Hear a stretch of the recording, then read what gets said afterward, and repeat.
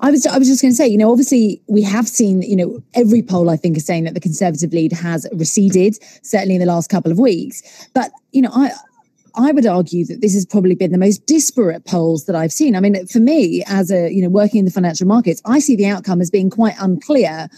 We've got one poll, Survation, continually being quite downbeat on the Conservatives, but then we've got other polls that are still putting them at 6, 7, 12-point lead in some cases. How does that play out? Maybe that's a question for some of the other panelists.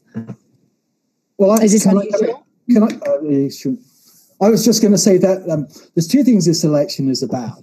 The first one, as the point I made, was not who governs, like the question was in 74, but how they govern. And so it's a question of the size of the Tory majority, effectively, if there is one. And the second one is where those votes go in the election. And what it really comes down to, forget the total percentage of polls or, what these polls are really saying, because we know from Brexit and the last general election that, quite frankly, polling in the UK is pretty weak compared to places like France. It seems very inaccurate. What this election is about in terms of voting is where the UKIP vote is going to go. And it's collapsed by probably about 8 percentage points. And the polling that we've seen so far, and it's not very detailed polling, but the polling we've seen so far about UKIP is that of that 8%, the Tory vote is going to go back Tory. But it's within the UKIP vote is where the Labour vote is going to go. I disagree on that. I disagree with that as well. Yes, certainly the Conservatives will benefit from a large part of a significant part of the UKIP vote.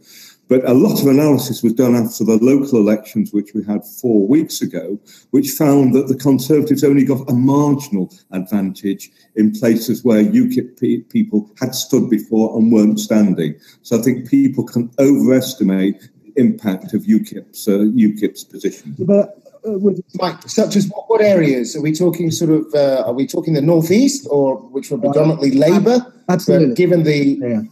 Yeah, okay. That's it in a nutshell. Very good point. I mean, it's if you go for the first seats that are likely to come out in Sunderland, the UKIP vote is going to be very interesting to see what happens to either UKIP or BNP vote as to whether it goes back solidly to Labour and people, love Jeremy Corbyn, or whether it's, you go elsewhere and you've got questions like even the Liberal Democrats in the southwest or in the home counties, whether they're going to, they'll pick up some of the disenfranchised or the alienated Tory supporters who really want to remain. So there is a bit of flex, but as a whole, as a majority of vote of where the UKIP voters will go who were Conservative are likely to go back Conservative. I think the key is where the Labour, the previously alienated Labour voters who voted UKIP or BNP, whether they'll go back to Labour or whether they see the significance of Brexit as an election issue and will vote Tory as a consequence. So I've got a point for Mike, actually.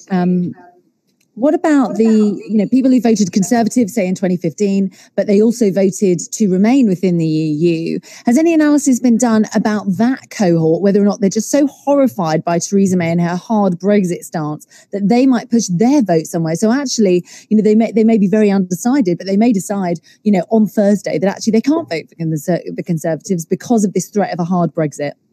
Well, at the moment, we reckon there's about 27% of the Conservative vote consists of people who voted Remain at the election, and clearly that is difficult. But all the efforts that there have been to target them, particularly by the Liberal Democrats, so far don't seem to have succeeded, except in a number of key seats. So what we are seeing in southwest London, where the Liberal Democrats were wiped out in 2015, we see maybe 2-3 seats which possibly could move to them. And this is so tight, this election, every single seat could make a huge difference. And that's why it's so up in the air.